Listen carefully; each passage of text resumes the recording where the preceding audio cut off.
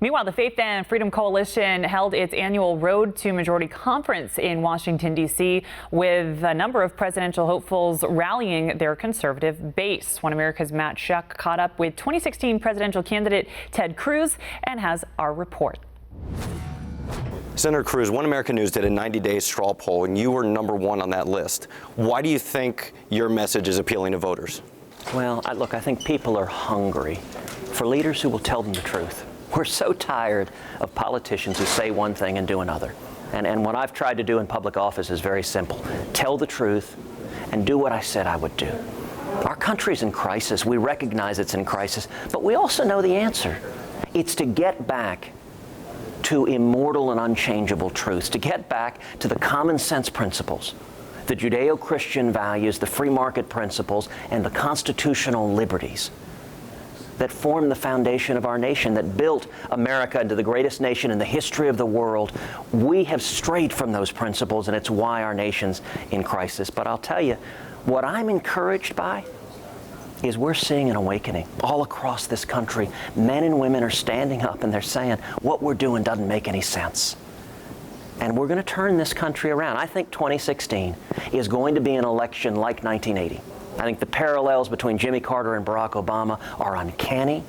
And I agree with Ronald Reagan. We're going to win by painting with bold colors and not pale pastels. That's what this election's all about, energizing courageous conservatives.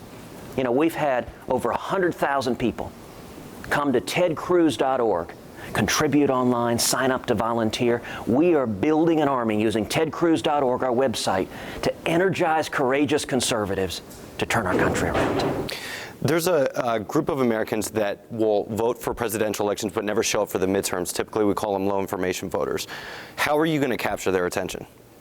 We've got to communicate in a way that resonates. Some of it is, you got to have some fun. I mean, would it actually kill Republicans to crack a joke? You know, some of them I think it might. You got to have life. You got to have verve.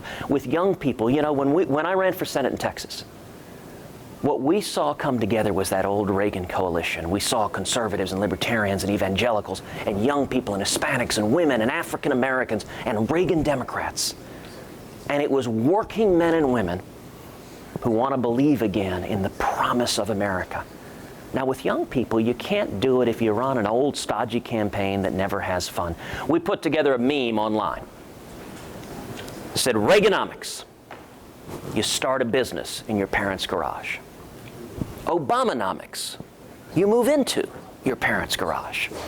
Now, look, people read it, they laughed, they shared it on Facebook, they tweeted it out. You got to have fun and connect. And what we have to connect with is the truth. The truth is the Obama economy is a disaster. The truth is Obamacare is hurting millions of Americans. The truth is the Bill of Rights is under assault from Washington. And the truth is the Obama-Clinton foreign policy has made the world a much, much more dangerous place.